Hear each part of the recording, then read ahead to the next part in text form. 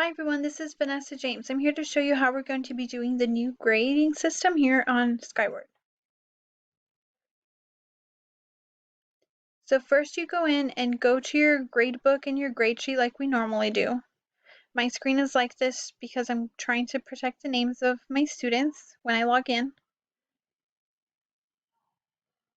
Okay, so what you want to do is go right here to T4 and you're going to see this screen pop up.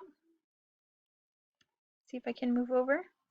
This is the new part right here. So as you scroll down, you're going to see all the weeks for digital learning. So what I'm going to do is I'm going to select last week so that I can give my students a grade, and I'm going to select this week so that I can have in progress or not in progress so they know whether they've been logged in or not. And then I'm going to click save. Then you wait and wait and wait. Then it pops up just like this. Now I want y'all to notice that you don't really see anything except for these little arrows. You want to click the arrows, and now you have your two grading spots.